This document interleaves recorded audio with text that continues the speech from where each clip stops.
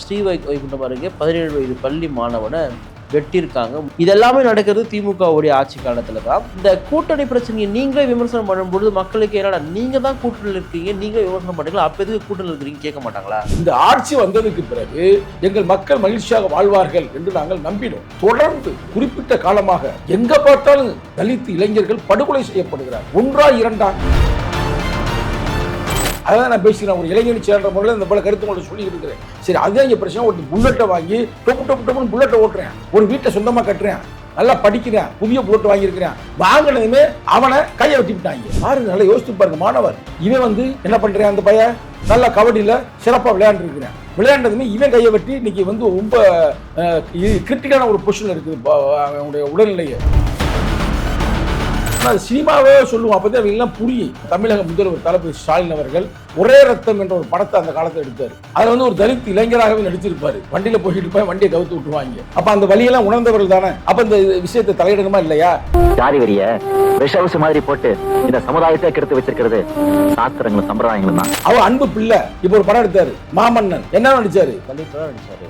அப்ப அப்பாவுக்கு அவரே ஒரு பாதுகாப்பா இருப்பாரு. இப்ப பாதுகாப்பா இருந்தாங்க, போகணுமா போக கூடாதா? நீங்க எப்பயாவது உட்கார சொன்னீங்களான்னு கேட்டேன்.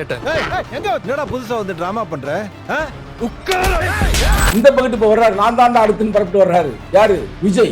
தீப்பந்தம் எடுத்து தீண்டாமையை கொடுத்து இதுதான்டா என் கருத்துன்னு. சரி, இல்ல ஊருக்குள்ள பிறக்க வேண்டும் பேரப்பிள்ளை சொன்னாரு சொல்லியா? அப்ப இப்பெல்லாம் பாடி புட்டு இப்பெல்லாம் ஆடி புட்டு கப்புச்சு கொண்டு இருக்கிறாங்க. ஒரு பயிலும் போக மாட்டேன்.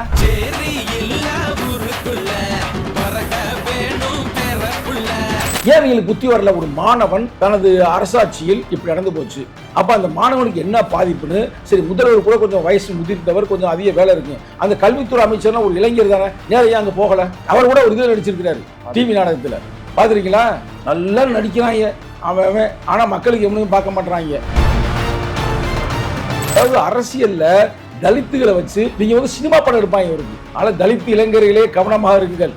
அவன் எந்த கட்சியாக இருந்தாலும் சரி, திமுகவாக இருக்கட்டும், அதிமுகவாக இருக்கட்டும், இல்ல விஜய் கட்சியாக இருக்கட்டும், எந்த கட்சிக்காரனாக இருந்தாலும் பாதிக்கப்பட்டால் அந்த ஸ்பாட்டுக்கு போகக்கூடிய போராடக்கூடிய ஒரே கட்சி தமிழகத்தில் விடுதலை சிறுத்தைகள் தான். ஒரே தலைவர் எழுச்சி தமிழர் தான். ரொம்ப வெக்கக்கேடு. திராவிட மாடல்றாங்க, மானக்கேடு. ஒரு பரப்பைய தலைமையில ஒரு அணி வெற்றி பெறலாமா அப்படின்னு சொல்லி பஸ்ல போய் கொண்டிருந்தவனை நிப்பாட்டி இறக்கி வெட்டி இருக்கிறாங்க. கவலைக்கிடமாக இருக்கிறார். எவனாவது போய் பார்க்கிறானா? யாரு போய் பார்க்கணும்? இந்த நேரத்துல தமிழக முதல்வர் போய் பார்க்கணுங்க. தமிழக முதல்வர் என்ன சொன்னாரு? அப்பா அப்பான்னு கூப்பிடுங்க. இப்ப அப்பா அப்பான்னு கத்துறேன், அவன் காதுக்கு கேட்கலையா? நாங்க தாங்க இந்த மண்ணின் மைந்தர்கள். இதெல்லாம் அந்த மற்றவை முறை வந்தேறிகள்ங்க. இப்போ எங்க மக்கள் பாதிக்கப்படும் பொழுது அதைவே கேட்கறதுக்கு துப்பு இல்லைன்னா அப்ப நாங்க என்னத்தை சொல்றது? நான் இந்த பேட்டிக்கு பிறகு தமிழக முதல்வரோ நாங்க உங்கள்ட்ட கோரிக்கை வைக்கல, செல்லுங்கள் என்று நாங்கள் உத்தரவு போடுறோம் கூட வச்சுக்கோன்னா இதோட பின் விளைவுகள் ரொம்ப மோசமாக இருக்கு.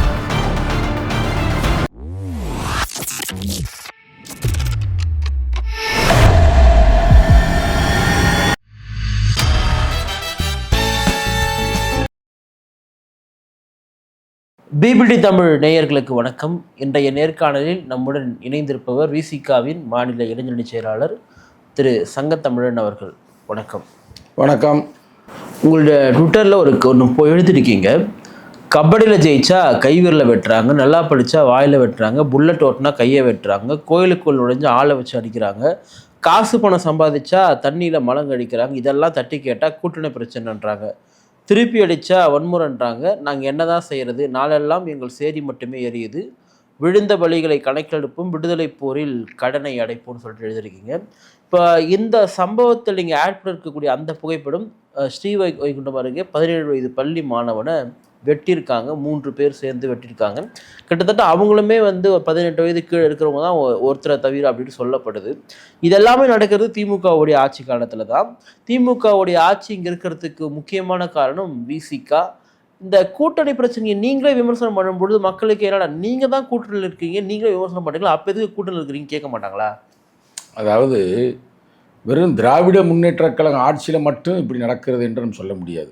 தொடர்ந்து யாரெல்லாம் ஆட்சி இதற்கு முன்னால் இருந்தார்களோ அந்தந்த காலகட்டத்தில் சாதிய கொடுமைகள் குறைந்த பாடு இல்லை. அதெல்லாம் குறைய வேண்டும் என்பதற்காகத்தான் நல்ல மக்களுக்கு ஒரு வழிப்படுத்த வேண்டும், மக்களுக்கு ஒரு நல்லாட்சி கொடுக்க வேண்டும், மக்களுக்கு ஒரு விடுதலை கிடைக்க வேண்டும் அப்படின்ற ஒரு நல்ல ஆசையில் தான் ஒரு நல்ல சிந்தனையில் தான் நாங்கள் திராவிட முன்னேற்ற கழகத்தை ஆட்சி அதிகாரத்தில் உட்கார வச்சோம். இதுக்கு முன்னாடி அவங்களால வர முடியலை. அதெல்லாம் பழைய வரலாறு. தொடர்ந்து முதலில் அண்ணா திராவிட முன்னேற்ற கழகம் தான் வெற்றி பெற்று வந்தது. நாங்கள் மக்கள் நல கூட்டணி மட்டும் இல்லாமல் இருந்திருந்தால், ஆரம்பிக்காமல் இருந்திருந்தால், ஒருவேளை திமுகவில் இருந்திருந்தால் அந்த காலகட்டத்திலே திராவிட முன்னேற்ற கழகம் வெற்றி பெற்று இருக்கும் என்று அந்த காலகட்டத்தில் டாக்டர் கலைஞர் மு கருணாநிதி அவர்களே பதிவு செய்திருக்கிறார்கள். இதையெல்லாம் உணர்ந்துதான் தளபதி ஸ்டாலின் அவர்கள் எங்களை கூட்டணியில் இணைத்தார். நாங்கள் இணைந்தோம். இணைந்து நாங்கள் ஒரு திராவிட முன்னேற்ற கழக தலைமையில் ஒரு கூட்டணியை உருவாக்கிய முக்கிய பங்கு விடுதலை சிறுத்தைகளுக்கு உண்டு. அதிலும் குறிப்பாக எழுச்சி தமிழருக்கு உண்டு. இந்த ஆட்சி வந்ததுக்கு பிறகு எங்கள் மக்கள் மகிழ்ச்சியாக வாழ்வார்கள் என்று நாங்கள் நம்பினோம். ஆனால் தொடர்ந்து இப்போ குறிப்பிட்ட காலமாக எங்க பார்த்தாலும் தலித் இளைஞர்கள் படுகொலை செய்யப்படுகிறார்கள். ஒன்றா இரண்டா, ஏதோ ஒன்று நடந்துச்சு 2 நடந்துச்சு நம்ம மாட்டு பேசிட்டு போயிடலாம். இப்ப நம்ம பேசிக் கொண்டிருக்கிற இந்த தருணத்தில் நேற்று அழகர்சாமி என்ற ஒரு தலித் இளைஞனை வீட்டுக்கு வந்து வெட்டி இருக்கிறாங்க, வீடேறி வந்து வெட்டி இருக்கிறாங்க. இப்ப நம்ம பேசிக் கொண்டிருக்கிற இந்த தருணத்தில் எங்கள் தலைவர் அங்கு அந்த மாணவன் ஸ்ரீ வைகுண்டம் பக்கத்தில் இருக்கிற அந்த மாணவனை விரல வெட்டி விட்டாங்க. பார்த்தீங்களா? ரொம்ப கவலைக்கிடமா இருக்கிறேன். கையை அழுகி போச்சு. பொருத்தின கை அந்த விரல் இருக்கு பார்த்தீங்களா, அது அழுகி போச்சு. 4 விரலை வெட்டி விட்டாங்க. மண்டையில் ஓட்டையை போட்டு விட்டாங்க. வேற ஒண்ணுமே செய்யல. கபடி விளையாண்டு இருக்கிறேன். கபடி விளையாண்ட ஒரே காரணத்திற்காக, கபடியில் சிறப்பாக விளையாண்ட ஒரே காரணத்திற்காக, இன்னமும் சொல்ல போனா ரொம்ப வெக்கக்கேடு. திராவிட மாடல்றாங்க, மானக்கேடு. இந்த தம்பி விளையாடுற அணியில வந்து எல்லாரும் இருக்கிறாங்க. தலித்தாக இந்த ஒரு தம்பி இருக்கிற, இதோட சேர்ந்து யாதவர் இருக்கிறாங்க, இதோட சேர்ந்து மறவர் இருக்கிறாங்க, எல்லாரும் கல்லர் இருக்கிறாங்க, எல்லாரும் சேர்ந்து இந்த அணி. எதிரணி வந்து ஒரு சாதிவெறி பிடிச்ச அணியா இருக்குது. அந்த அணியை வந்து இவர்கள் வெற்றி பெற்று விட்டார்கள். வெற்றி பெறுவதற்கு இந்த தம்பி வந்து முக்கிய காரணமாக இருந்திருக்கிறார். அப்போ பாராட்டப்பட்டு எல்லாரும் உலக மக்களே, அந்த ஊர் மக்களே பாராட்டி இருக்கிறார்கள் வெற்றி பெற்றதற்காக. அந்த ஒரே காரணத்தை மனதில் வைத்து ஒரு பரப்பய தலைமையில ஒரு அணி வெற்றி பெறலாமா அப்படின்னு சொல்லி பஸ்ல போய் கொண்டிருந்தவனை நிப்பாட்டி இறக்கி வெற்றி இருக்கிறாங்க. கவலைக்கிடமாக இருக்கிறார். எங்க தலைவர் போய் பார்க்கிறார். எவனாவது போய் பார்க்கிறானா? யாரு போய் பார்க்கணும் இந்த நேரத்தில்? தமிழக முதல்வர் போய் பார்க்கணுங்க. தமிழக முதல்வர் என்ன சொன்னாரு? என்னங்க சொன்னாரு? அப்பா அப்பான்னு கூப்பிடுங்க சொன்னாரா சொல்லலையா? இப்ப அப்பா அப்பான்னு கத்துறியா? அவன் காதுக்கு கேட்கலையா? சித்தப்பா சித்தப்பான்னு ஒருத்தர் தெரிவாரு. எந்த அப்பா தெரியுது உங்களுக்கு? அவரு எடப்பாடி. அவர் எங்க போனாருன்னு தெரியல. அண்ணே அண்ணன் ஒருத்தர் இப்ப தெரியாரு புதுசா. யாரு? அவர் எங்க போனாருன்னு தெரியல. இன்னொருத்தர் இப்ப நான் தாண்டா தளபதினு வர்றாரு. அவர் எங்க போனாருன்னு தெரியல. இப்ப இவங்கெல்லாம் வந்து இதெல்லாம் வந்து ஒரு என்ன பண்றாங்கன்னா, இந்த இன்னும் சொல்ல போனோம்னா அது சினிமாவே சொல்லுவோம். அப்பதான் அவங்க எல்லாம் புரியும். இப்ப இந்த இவர் இருக்காரு, நம்ம தமிழக முதல்வர் தளபதி ஸ்டாலின் அவர்கள் ஒரே ரத்தம் என்ற ஒரு படத்தை அந்த காலத்தில் எடுத்தார். டாக்டர் கலைஞர் மு கருணாநிதி தான் அதுக்கு கதை வசனம். அதில் வந்து ஒரு தலித் இளைஞராகவே நடிச்சிருப்பாரு. வண்டியில் போயிட்டு இருப்பாங்க, வண்டியை கவுத்து விட்டுருவாங்க அம்பேத்கருக்கு மாதிரி. உடனே அவர் கீழே விழுந்துருவார். அப்போ பயங்கரமான புரட்சிகரமான கருத்தெல்லாம் பேசுவார். அந்த படமே ரொம்ப சிறப்பாக இருக்குன்னு வச்சுங்களேன், கலைஞருடைய வசனம். அப்போ அந்த வழியெல்லாம் உணர்ந்தவர்கள் தானே படத்தை நடிக்கிறாங்கல்ல. அப்போ இந்த விஷயத்தை தலையிடணுமா இல்லையா? அவர் அன்பு பிள்ளை, அன்பு மகன். இப்போ ஒரு படம் எடுத்தாரு மாமன்னன். என்ன நடிச்சாரு? தலித் தான் நடிச்சாரு. அப்பா அப்பாவுக்கு அவரே வந்து ஒரு பாதுகாப்பா இருப்பாரு. இப்ப பாதுகாப்பா இருந்தாங்க, போகணுமா போகக்கூடாதா? சரி, இவரத்தையும் பேசிக்கிறோம்னா இந்த பக்கத்து இப்போ வர்றாரு, நான் தாண்டா அடுத்துன்னு பரப்பிட்டு வர்றாரு. யாரு? விஜய். வர்றாரா வரலையா? விஜய் வந்து ஒரு பாட்டு பாடுவாரு. என்ன பாடுவாருல? தீப்பந்தம் எடுத்து தீண்டாமையை கொளுத்து, இதுதான்டா என் கருத்துன்பாரு. ஆனா இப்ப இவர் இப்படி இருக்கிறத பார்த்தா இது உன் கருத்து இல்ல, அந்த கவிதை தான் என் நண்பர் கபிலனுடைய கருத்து. இன்னொரு பாட்டு பாடுவார் பயங்கரமா. என்ன சொல்லுவாரு? சரி இல்ல ஊருக்குள்ள பிறக்க வேண்டும் பேரப்பில்லை சொன்னார சொல்லியா? அப்ப இப்பெல்லாம் பாடிப்புட்டு இப்பெல்லாம் நீ ஆடிப்புட்டு கப்புச்சு பண்ணிருக்கிறாங்க. ஒரு பயிலும் போக மாட்டேன் இல்ல, போகணும்லங்க. இவங்க ரெஸ்பான்சிபிலிட்டி இருக்கா இல்லையா? ஆக வச்சு சொன்ன அப்ப நான் கூட்டிட்டு போறேன் அப்படின்னு அன்னைக்கு நான் இருக்கா ஆரம்பத்துல வேங்க வயலுக்கு அது வரைக்கும் போகல. எல்லாம் ஒரு, அதாவது அரசியல்ல தலித்துகளை வச்சு நீங்க வந்து சினிமா படம் எடுப்பாங்க. இவருக்கு சினிமா படத்தை நடிச்சது பெருசு இல்ல, இவங்க நிகழ்காலத்திலேயே தலித் இளைஞர்களை எல்லாம் மயக்கி இவங்க ஒரு சினிமா எடுக்கிறாங்க, அரசியல் சினிமா. ஆனா தலித் இளைஞர்களே கவனமாக இருங்கள். அவன் எந்த கட்சியாக இருந்தாலும் சரி, திமுகவாக இருக்கட்டும், அதிமுகவாக இருக்கட்டும், இல்ல விஜய் கட்சியாக இருக்கட்டும், எந்த கட்சிக்காரனாக இருந்தாலும் பாதிக்கப்பட்டால் அந்த ஸ்பாட்டுக்கு போகக்கூடிய போராடக்கூடிய ஒரே கட்சி தமிழகத்தில் விடுதலை சிறுத்தைகள் தான். ஒரே தலைவர் எழுச்சி தமிழர் தான். இதை முதல்ல நீங்க உணரணும். நல்லா பார்த்துக்கிறது. இந்த குறிப்பிட்ட காலகட்டத்தில் தொடர்ந்து சாதிய வன்கொடுமை நடந்து கொண்டிருக்கிறது. அதுவும் குறிப்பாக பறையர்களுக்கு எதிர்ப்பாக நான் பதிவிட விரும்புகிறேன். ஏன் பறையர் சமூகத்தின் தலைவராக மட்டுமில்லாமல் தமிழகத்தின் தலைவராக இருக்கின்ற எழுச்சி தமிழர் சங்கிகளுக்கு அடிபணியவில்லை, சங்கிகளை எதிர்த்து போராடி கொண்டிருக்கிறார் இந்திய அளவில். இன்னைக்கு இந்த கூட்டணிக்கு முக்கியமான ஒரு மைய புள்ளியே எழுச்சி தமிழர் தான். நாளைக்கு அவர் கூட்டில இருந்து வெளியேறி வந்துட்டாருன்னா இந்த கூட்டணி கவிழ்ந்து போயிடும். ஏறக்குறைய ஒரு கேம் சேஞ்சரா இருக்கிறாரு. அப்ப ஏன் இந்த RSS கும்பல்லாம் ஒரு செயல் திட்டத்தை உருவாக்கி தமிழகத்தில் இருக்கின்ற தலித் இளைஞர்களை மாணவர்களை நாம் மறைமுகமாக தாக்கினால், இப்படி பிரச்சனை உருவாக்கினால் ஸ்டாலின் அவர்களுக்கும் எழுச்சி தமிழர்களுக்கும் பிரச்சனை உருவாகி கூட்டணி உடைத்து வெளியே செல்வார்கள். அப்படி கூட செயல்படலாம். இது கூட தெரியாதா?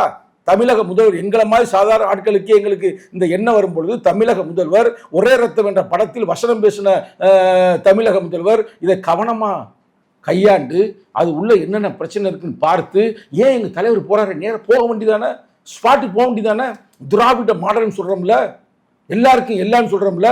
நான் ஒன்று கேட்குறேங்க, உங்களுக்கு சந்தேகமா இருக்குங்க, எனக்கு உண்மையில உங்களை கேட்குறேங்க, இது ஒன்று நடந்துருச்சுல, அவன் ஒரு மாணவன் தானே, ஆமா, ஏன் எங்களுக்கு புத்தி வரல? ஒரு மாணவன் தனது அரசாட்சியில் இப்படி நடந்து போச்சு.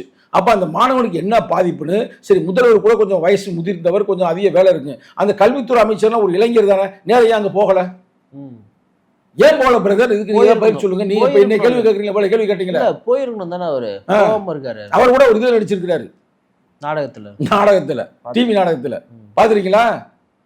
நல்லா நடிக்கிறாங்க அவன், ஆனா மக்களுக்கு எவனையும் பார்க்க மாட்டாங்க. நான் இந்த இடத்துல விஜய சொன்னேன், புரியுதா? உதயநிதி நினைச்சுட்டு போறாங்க, அவங்க நினைச்சிட்டு அவங்க வாட்டுக்கு கூட்டணி சிக்கலை வளர்த்து விட்டுறாங்க. நல்லா நடிக்கிறாங்கன்னு சொன்னீங்க இல்லையா, உதயநிதி நினைச்சுக்க மாட்டாரு. அப்ப இவர் தானே பாரு, பரவாயில்ல, ரொம்ப நீங்க தெளிவா இருக்கிறீங்க. இப்ப இது மாதிரி கொடுமைகளை அவங்க தொடர்ந்து செய்து கொண்டிருக்கிறார்கள். எனக்கு இந்த காலையில மட்டும் இல்ல, ஒரு 2-3 நாளா எனக்கு என்ன ஒரு சந்தேகம்னா, ஒவ்வொரு நிகழ்வையும் அப்படியே நான் பாக்குறேன். இந்த இவர்கள் ஆட்சிக்கு வந்த பிறகு வேங்க வயல்ல மலத்தை கலந்தாங்க, மலத்தை கலந்துட்டு கண்டுபிடிங்களா அப்படின்னதுமே தூக்கி எங்க தலையிலேயே போட்டாங்க. ரைட்டு. அதுக்கு அடுத்து பார்த்தோம்னா மேல் பாதியில அந்த பையன் கோயிலுக்குள்ள போறான், கதிரவன் இன்ஜினியர், அவன் மண்டையை உடைச்சு அவனை பிரச்சனை பண்ணாங்க. ஆனா நீதிமன்றம் சொல்லிருச்சு அவங்களை கூட்டி போங்க அப்படின்னா, இதுவரைக்கும் அவங்களை கூட்டி போவதற்கு தயாராக இல்லை. நான் கேட்கறதுல ரொம்ப நியாயமான கேள்வி, தயாராக இல்லை. சரி, அங்கதான் இப்படி இருக்கு அப்படின்னு நம்ம பொறுத்திருந்தோம்னா, திடீர்னு கள்ளச்சாராயத்தை ஊற்றி விடுறாங்க. கள்ளச்சாராயத்தை தட்டி கேட்டா மயிலாடுதுறையில வெட்டி கொண்டே விட்டாங்க, 3 பேரை கொண்டு விட்டாங்கல்ல. சரி, அதுதான் இப்படி இருக்குன்னா, எல்லாம் இளைஞர்களுங்க. அதான் நான் பேசிக்கிறேன், ஒரு இளைஞனி சேர்ற முறையில் இந்த போல கருத்து உங்கள்ட்ட சொல்லிக்கிட்டு இருக்கிறேன். சரி, அதுதான் இங்கே பிரச்சனை. ஒரு புல்லட்டை வாங்கி டொப்புன்னு புல்லட்டை ஓட்டுறேன், ஒரு வீட்டை சொந்தமா கட்டுறேன், நல்லா படிக்கிறேன், புதிய புல்லட் வாங்கியிருக்கிறேன், வாங்கினதுமே அவனை கையை வெட்டி விட்டாங்க. பாருங்க, நல்லா யோசித்து பாருங்க. மாணவன், கல்லூரி மாணவன். சரி, அவனை தான் இப்படி பண்ணாங்கன்னு பார்த்துட்டோம்னா, இவன் என்ன பண்றேன், அந்த பையன் நல்லா கபடியில் சிறப்பாக விளையாண்டுருக்கிறேன், விளையாண்டதுமே இவன் கையை வெட்டி இன்னைக்கு ரொம்ப கிரிட்டிக்கலான ஒரு பொசிஷன்ல இருக்குது அவனுடைய உடல்நிலையை. அவன் அப்படி இருக்கும் பொழுது சில ஆண்டுகளுக்கு முன்னால், சில ஆண்டு இல்லை, ஓராண்டு தான், சின்ன துறையை நல்லா படிக்கிறான்னு வாயிலே வெட்டினாங்க. இப்போ இதெல்லாம் நீ ஒன்றோட ஒன்று பொருத்தி பாருங்க. இது பேசிக்கொண்டே இருக்கும். மதுரையில் நேற்று வெட்டி கொலை பண்ணிட்டாங்க அந்த பையனை, அழகர்சாமி பேரு. ஒரு 4 நாளைக்கு முன்னாடி கல்லலுக்கு பக்கத்துல ஒரு கிராமம், அந்த கிராமத்தில் தான் எழுச்சி தமிழர் முதலில் சிவகங்கை மாவட்டத்தில் அங்கதான் போய் அவர் பேசினார் பல ஆண்டுகளுக்கு முன்னால், 90களில். அந்த கிராமத்தில் 4 நாளைக்கு முன்னாடி அடிச்சே கொண்டிருக்கிறாங்க. இது என்னங்க இது? இதுக்கு பேரே திராவிட மாடலா கேட்பான? இதுக்கு பேர் தான் ஒரே ரத்தமா? இதுக்கு பேர் தான் மாமன்னனா? இந்தியாவிலே முன்மாதிரி மாநிலம் தமிழ்நாடு, அதுக்கு முக்கியமான காரணம் திராவிட மாடல் சொல்லிட்டு நிறைய வட மாநிலத்தை சார்ந்தவங்களாம் எழுதுறாங்க. அப்ப நம்ம இதுக்காக திராவிட மாடலை போய் குறை சொல்லலாமா? அப்ப இதெல்லாம் இப்ப நான் சொன்னது அப்புறம் பொய்யா? இப்ப நம்ம அடிக்கடி சொன்னேன், இப்ப எங்க தலைவர் போய் அங்க களத்தை நிக்கிறாரு, களத்தை நின்று கண்ணீர் வெடிக்கிறாரு, கோபமா பேசி கொண்டு இருக்கிறாரு. அப்ப அதெல்லாம் பொய்யா? அப்ப எதுக்கு கூட்டணி வெளியே வந்துருங்க, எதுக்கு இவங்க கூட கேட்க மாட்டாங்களா? கூட்டணி விட்டு வெளியே பிரச்சனை முடிஞ்சிருமா? இவ்வளவு விமர்சனம் இருக்கு, இவ்வளவு பேச்சு இருக்கு, நீங்க முதல்ல அதை நிறுத்துங்க. எல்லாருக்கும் இதே கேள்வி, உடனே கூட்டணி விட்டு வெளியே வாங்க. அவங்கள அரசியல் படுத்துறான் திமுக. அவங்க இப்ப என்ன நினைச்சுக்கிட்டு இருப்பாங்க, மத்த மக்கள் நல்லா இருந்தா போதும்டா, தலித்து எப்படி போனாலும் பிரச்சனை அப்படின்னு நினைக்கிறாங்க. அதைத்தான் விளக்கம் கொடுத்துருக்கேன். மாமன்னன் படத்தை நடிச்சா பத்தாது, ஒரே ரத்தம்ன்ற வசனத்தை பேசினா பத்தாது. நான் நேரடியாக சொல்றேன், ஒடுக்கப்பட்ட மக்கள் தான் ஓட்டு போடுற மக்கள், சிறுபான்மை மக்கள் தான் ஓட்டு போடுற மக்கள். இன்னைக்கு எழுச்சி தமிழுடைய கண் பார்வைக்காகவும் அசைவுக்காகவும் காத்திருக்கிறார்கள். யாரு? தலித்து சிறுபான்மை மக்கள். அப்ப அவர் மனசு புண்படும்படி செய்யக்கூடாதுல்ல. அது தப்பு இல்லை. நான் இப்போ மீண்டும் கேட்கிறேன், நடந்துருச்சு, இனிமேல் நடக்காமல் தடுங்க. அதுதான் எங்கள் தலைவர் சொல்றாரு, ஒரு உளவு அமைப்பை, ஒரு நுண்ணறிவு அமைப்பை, ஒரு மைக்ரோ மேனேஜ்மெண்ட் அமைப்பை உருவாக்குங்க. அது இன்னைக்கு நேற்று சொல்லுங்க. ஏன் உருவாக்க மாட்டுறாங்கன்னு கேட்குறாங்க. நீங்க வன்கொடுமை தடுப்பு சட்டத்தை அமைங்கன்னு சொல்றீங்க.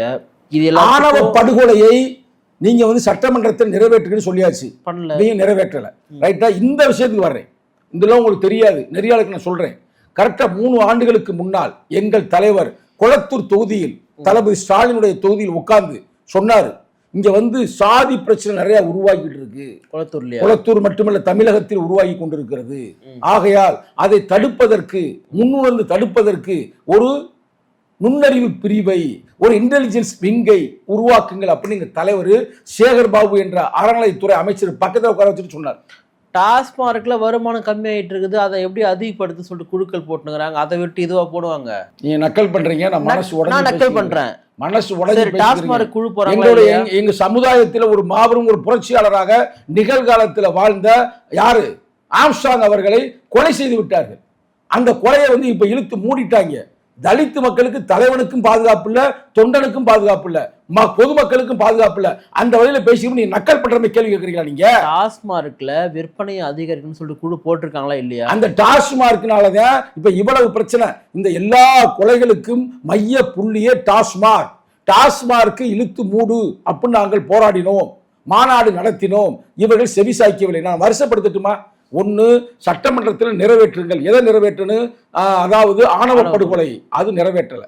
ஆனால் தெலுங்கானால ஒரு பெரிய ஒரு இது நடந்துச்சு, ஆணவ படுகொலை. அவனுக்கு தூக்கு தண்டனை வழங்கி இருக்கிறார். இந்தியாவிலேயே அதுக்காக அதிகமாக பணம் செலவழித்து 1 கோடி கொடுத்து அவங்க அப்பே வந்து பிரச்சனை பண்ணியிருக்கிறேன். கடைசியில் அவனை தூக்கு பிடிச்சி செத்து போயிட்டேன். இன்னைக்கு அந்த தாதாவை ஏன் செஞ்சவன் அவனுக்கு தூக்கு தண்டனை வழங்கி இருக்கிறார்கள். சிறப்பு தானே. ஆனால் இங்கே செய்ய மாட்டாங்க. கர்நாடகாவில் தனி பிரிவை உருவாக்கி இருக்கிறாங்க முந்தானத்து. ஆனால் இங்கே வந்து செய்ய மாட்டாங்க. 2 மீட்டர் ஆயிடுச்சு. 2ஆம் மீட்டர் என்ன தலைவர் வந்து நுண்ணறிவு பகுதி உருவாக்க சொன்னாலும் உருவாக்கலை, ரெடியாக்கலை. அது பெர்க்யூர்மெண்ட் டிபார்ட்மெண்ட் அப்படின்னு ஒன்று உருவாக்கினாங்க. கொள்முதல் 5 விழுக்காடு, அதுக்கு இது வரைக்கும் பணம் ஒதுக்கலை, அதை இம்ப்ளிமெண்ட் பண்ணலை. தலித்துகளுக்கு விரோதமாக ஒரே ரத்தம் படத்தில் நடித்த தளபதி ஸ்டாலின் செயல்படுகிறாரா அப்படின்ற சந்தேகம் பரவலா மக்கள் மத்தியில் செயல்படுகிறாரா? மக்கள் மத்தியில் எழுந்து கொண்டு இருக்கிறது. செயல்படுகிறாரா?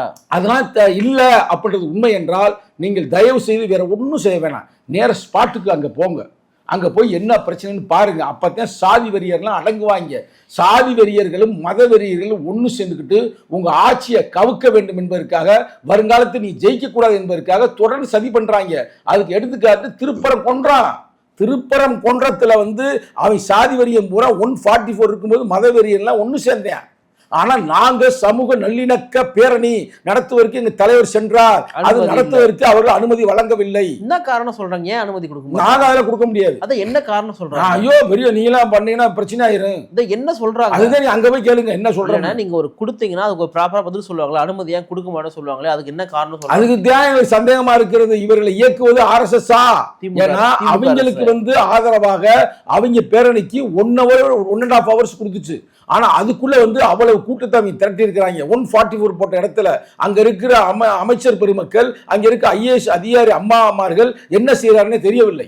ஆனா எங்களுக்கு கொடுக்கல. எங்க தலைவர் கவலையை வந்து தெரிவித்துட்டு வந்திருக்கிறாரு, பயங்கர கவலையை. அதை விட கொடுமையை சொல்றேங்க. அந்த புல்லட் மேட்டர்ல நாங்க வந்து இப்ப புல்லட் ஓட்ட போனோம் இங்க மதுரையில. அங்க ஒருத்தன் புல்லட் ஓட்டினா கையை ஓட்டினேன், வாடா நாங்க ஓட்டுவோம்டா, வாடா பாப்போம்டா அப்படின்னு புல்லட்டை ஓட்டினா என்ன பண்ண தெரியுமில்ல, 170 பேர் மேல வழக்கு. உங்க மேலேயுமா? என் மேலேயும் வழக்க போட்டாங்க. இப்போ நானும் பாலசிங்கனே இதை ஆர்கனைஸ் பண்ண தலைமையில செயலர். உடனே நம்மளை மட்டும் போட்டாலும் போட்டுருவாங்க. கூப்பிடுறாரு நம்மளுடைய கட்சியுடைய பொதுச் செயலர் யாரு, ரவிக்குமார் இல்ல, சிந்தனை செல்வன் அண்ணனை கூப்பிட்டான். அவர் வந்து அவருக்கும் புல்லட் ஸ்டார்ட் பண்ணி விட்டாரு. அப்புறம் மேலேயும் வழக்கு. இப்ப அப்புறம் நீ என்ன பேசுறீங்க? அப்ப இவர் உண்மையிலேயே இவர்கள் திராவிட மாடலா இல்ல பெரியாரு மண்ணா அப்படின்னு ஒரு சந்தேகம் எழும்ல மக்கள் மத்தியில. அது இந்த இதெல்லாம் வந்து நீங்கள் சரிப்படுத்துவதற்கு, இதெல்லாம் முறைப்படுத்துவதற்கு நீங்கள் வந்து இதுக்காக உண்மையிலே நேர்மையாக களமாடுங்கள்.